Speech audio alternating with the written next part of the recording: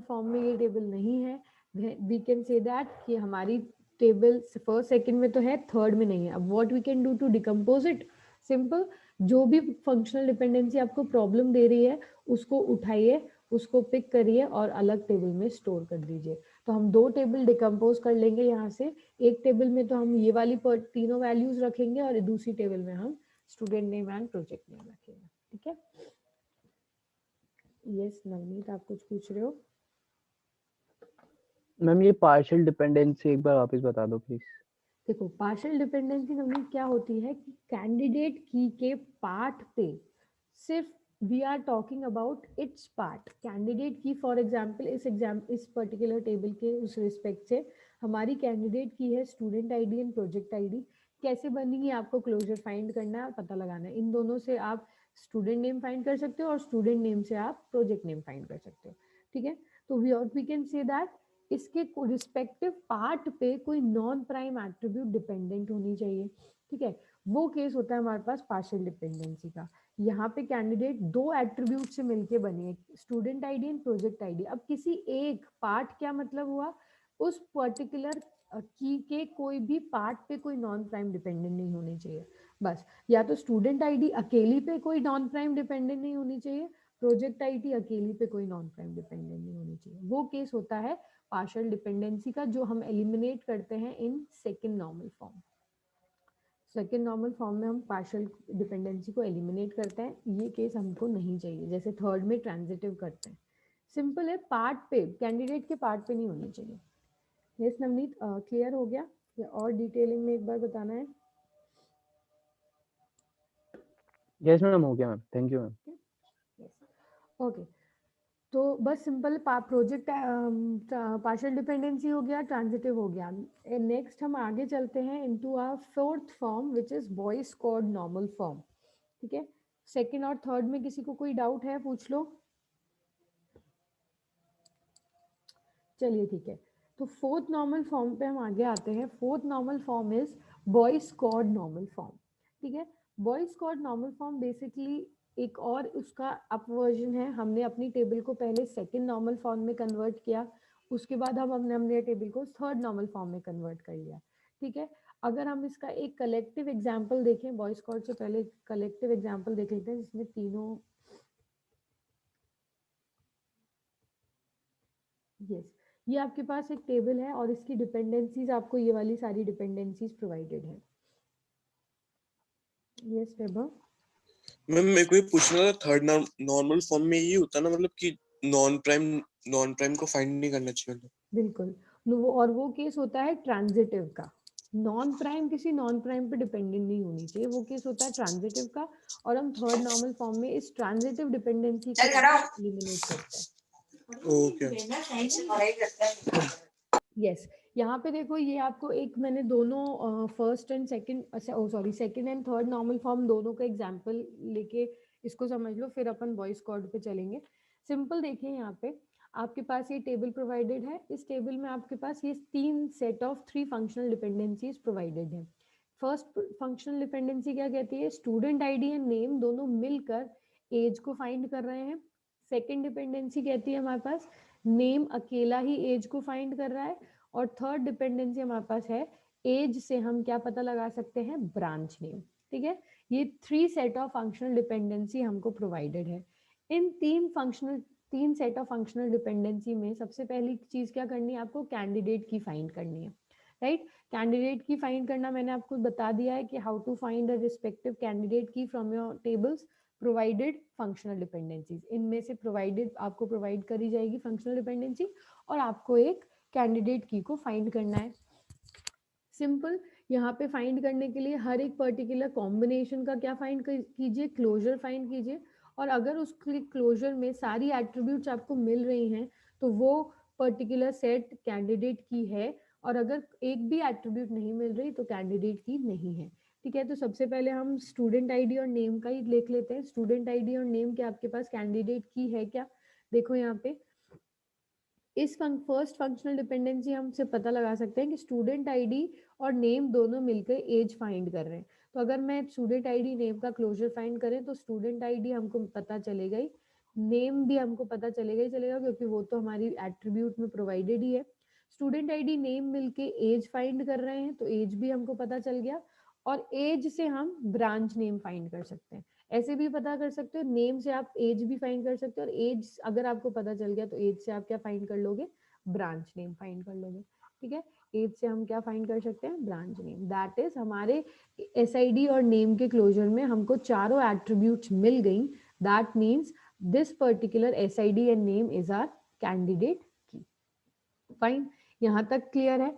अब आ जाते हैं अपन कैंडिडेट की को फाइंड करने के बाद हमको पता चल गया कि एसआईडी एंड नेम तो हमारे पास प्राइम एट्रीब्यूट्स हैं, और जो कैंडिडेट की का पार्ट नहीं है which is age and branch name is are non prime attributes.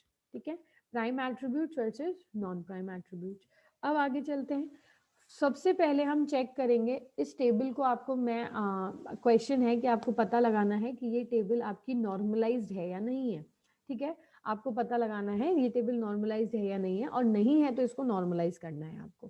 Fine, normalisation से हम क्या समझते हैं, we have to check it for first normal form, after that we have to check it for second normal form, and by after that we have to check it for third normal form. Fine, तो सबसे पहले हम check करते हैं कि हमारी table first normal form में है या नहीं है। तो ये आपकी प्रोवाइडेड टेबल है। फर्स्ट नॉर्मल फॉर्म में चेक करने के लिए you just need to do what, आपको सिंपल 3 रूल्स को फॉलो करना है जो मैंने आपको बताया था। आपकी सारी की सारी वैल्यूज एटॉमिक होनी चाहिए। अगर वैल्यूज एटॉमिक है तो गुड, हर एक कॉलम का यूनिक नेम होना चाहिए, और एक कॉलम की वैल्यूज में आपको स्पेसिफाइड वही डेटा टाइप्स की वैल्यूज इंसर्ट करनी है।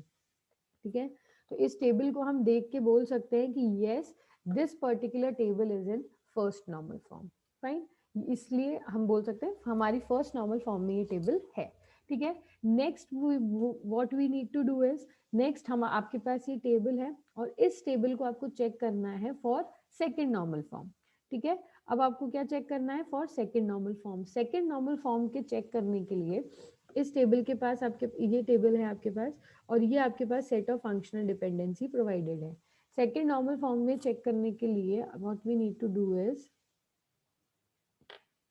अच्छा नहीं लिखा है, सेकेंड नॉर्मल फॉर्म में भी चेक करने के लिए हम क्या देखते हैं, हमारे टेबल में पार्शियल डिपेंडेंसी नहीं होनी चाहिए। ठीक है, हमारे टेबल में क्या नहीं होनी चाहिए, पार्शियल डिपेंडेंसी नहीं होनी चाहिए। तो लेट्स देख लेते हैं फंक्शनल डिपेंडेंसी को। फर्स्ट डिपेंडेंसी आपकी क्या कह रही है, student ID name is on determinant side and dependent side पे कौन है, ब्रांच नेम। ठीक है, that means student ID name हमारे पास कैंडिडेट की था, पूरी कैंडिडेट की मिलकर किसी नॉन प्राइम को फाइंड कर रही है। पूरी कैंडिडेट की मिलकर किसी नॉन प्राइम को फाइंड करती है, that case is known as full dependency, और फुल डिपेंडेंसी से हमें कोई प्रॉब्लम नहीं है। ठीक है, हमको प्रॉब्लम किससे है, हमको सेकेंड नॉर्मल फॉर्म में प्रॉब्लम है पार्शियल डिपेंडेंसी। पार्शियल डिपेंडेंसी नहीं होनी चाहिए, सिंपल। ठीक है, नेक्स्ट केस पे आ जाते हैं, नेक्स्ट फंक्शनल डिपेंडेंसी पे आ जाते हैं। स्टूडेंट आईडी एंड नेम दोनों मिलकर नॉन प्राइम फाइंड कर रहे थे। यहाँ पे नेक्स्ट केस में देखिए नेम अकेला, क्योंकि प्राइम एट्रीब्यूट कौन कौन सी है आपकी, एसआईडी एंड नेम दोनों प्राइम है। नेम अकेला ऐसे प्राइम एट्रीब्यूट है जो किसी नॉन प्राइम एट्रीब्यूट को फाइंड कर रहा है। ठीक है, part of candidate key is capable to find non prime attribute. Name is part of candidate key, not a candidate key. पूरी कैंडिडेट की नहीं है, सिर्फ कैंडिडेट की का पार्ट है। तो हेंस नेम अकेला किसी नॉन प्राइम को फाइंड कर रहा है। तो ये केस कौन सा हो गया हमारे पास, पार्शियल डिपेंडेंसी का। थर्ड केस देख लो, थर्ड में एज और ब्रांच नेम रिलेटेड, एज पे ब्रांच नेम, दैट मीन्स ये भी नॉन प्राइम, ये भी नॉन प्राइम, ये non prime to non prime है। ये ट्रांजिटिव केस है विच इज अभी हम उसको कंसिडर नहीं कर रहे क्योंकि हम अभी सेकेंड नॉर्मल फॉर्म में है। ठीक है, तो सेकेंड नॉर्मल फॉर्म में हमने चेक किया हमको किससे प्रॉब्लम थी, पार्शियल डिपेंडेंसी से, और पार्शियल डिपेंडेंसी मुझे सेकेंड फंक्शनल डिपेंडेंसी में मिल गई। तो जहां पे आपको पार्शियल डिपेंडेंसी मिल जाती है, व्हाट आप क्या करते हैं, आप सिंपली उस पर्टिकुलर को उठाते हो, उस पर्टिकुलर डिपेंडेंसी को उठाते हो और अलग से स्टोर कर लेते हो। तो हम क्या करेंगे, इसको सेकेंड नॉर्मल फॉर्म, इस टेबल को सेकेंड नॉर्मल फॉर्म में कन्वर्ट करने के लिए, देखो पीडी मिल गया है तो that mean second normal form में तो ये नहीं है, कन्वर्ट करना है, डिकम्पोज करना है। तो we can decompose it by with the help of 2 tables. एक में तो हम क्या करते हैं, एक में हम स्टूडेंट आईडी नेम और ब्रांच नेम सेव कर लेते हैं, student ID student ID, name and branch name save कर लिया हमने, और दूसरी टेबल में हमने क्या कर लिया, नेम एंड एज को हमने अलग से प्रोवाइड कर दिया। ठीक है, ये दोनों टेबल्स अब कौन सी फॉर्म में आ गई हमारे पास, सेकंड नॉर्मल फॉर्म में।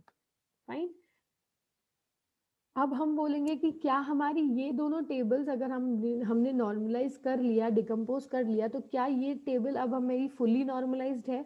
हम चेक नहीं कर, हमको पता कैसे चलेगा कि पूरी तरीके से नॉर्मलाइज्ड हो गई, हम थर्ड नॉर्मल फॉर्म के लिए चेक करेंगे, फिर बॉयज कोड के लिए चेक करेंगे। जब तक मुझे इन सब की प्रॉपर्टीज नहीं मिल जाती, आई can not say my table is fully normalized. हम कब बोलेंगे फुल नॉर्मलाइज, जब हम लास्ट फॉर्म के लिए कंफर्म हो जाएंगे कि yes our table is in third normal form, our table is in Boyce Codd normal form, तब हम बोल सकते हैं कि हमारी टेबल पूरी तरीके से नॉर्मलाइज्ड है। अभी हमने क्या चेक किया, अभी हमने सिर्फ सेकंड नॉर्मल फॉर्म के लिए चेक किया है, अब हम नेक्स्ट में चेक करते हैं थर्ड नॉर्मल फॉर्म के लिए। राइट, ऐसा तो है नहीं कि सेकंड नॉर्मल फॉर्म में चेक करने के बाद हो गया हमारा काम, ऐसा नहीं है। उसी टेबल को आप थर्ड के लिए भी चेक करोगे, उसी टेबल को आप फोर्थ के लिए भी चेक करोगे। ठीक है, ये बस प्रोसेस इजी है, जैसे कल कहा था किसी ने, प्रोसेस इजी है लेकिन लेंदी है।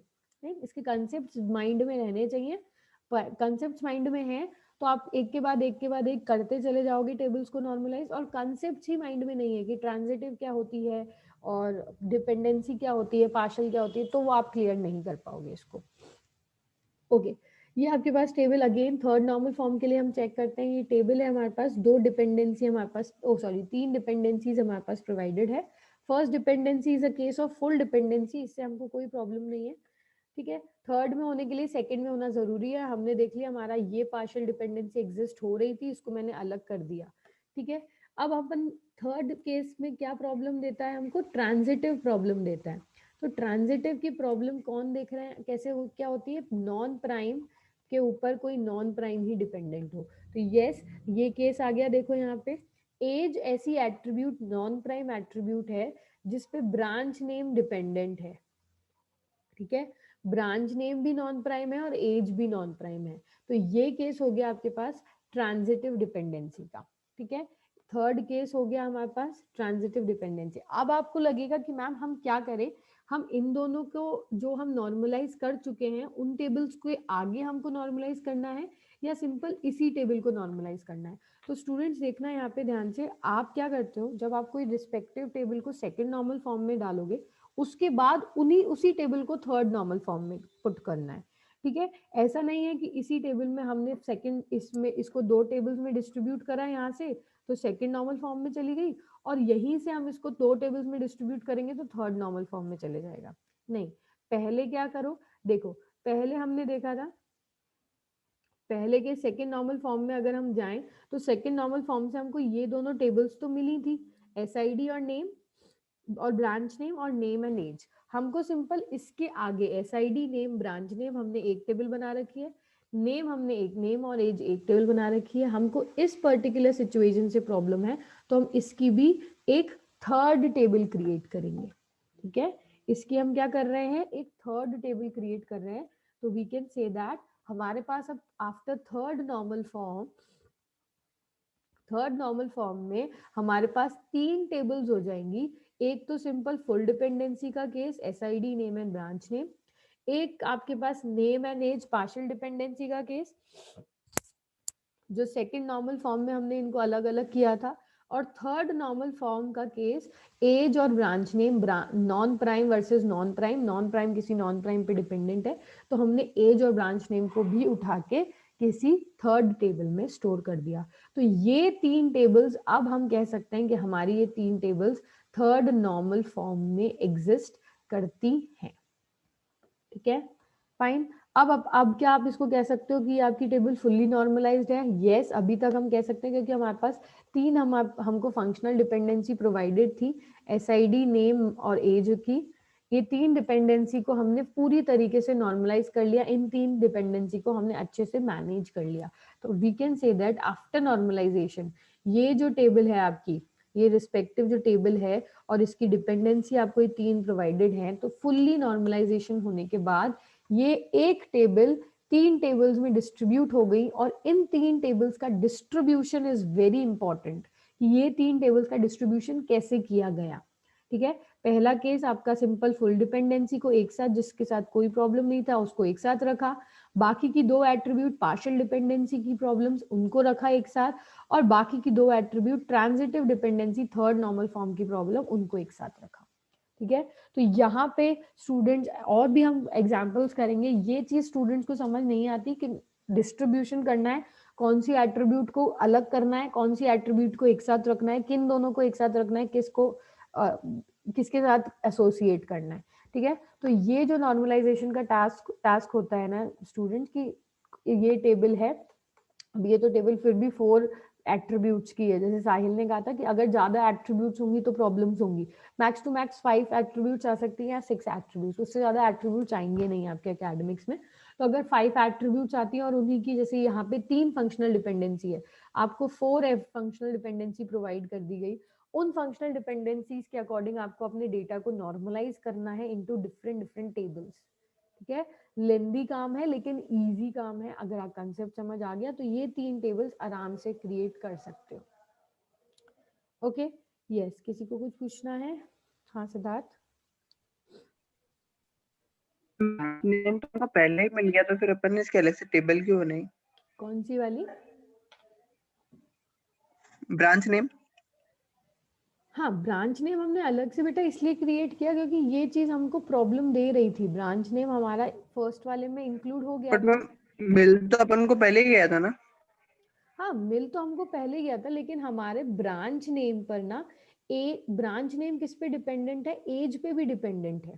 ठीक है, आपका ब्रांच नेम हाँ। एसआईडी और इस पे तो डिपेंडेंट है, एसआईडी नेम दोनों पे डिपेंडेंट है, लेकिन हमने बोला कि ब्रांच नेम हमारा एज पे भी तो डिपेंडेंट है, तो एज पे डिपेंडेंट है, इस वजह से हम इस फंक्शनल डिपेंडेंसी को इग्नोर तो कर नहीं सकते, है ना। अगर किसी ने, स्टूडेंट ने, मैंने बोला कि मैं आपका नेम मैं ब्रांच का नाम स्टूडेंट के नेम से भी पता लगा सकती हूँ और स्टूडेंट की एज से भी पता लगा सकती हूँ।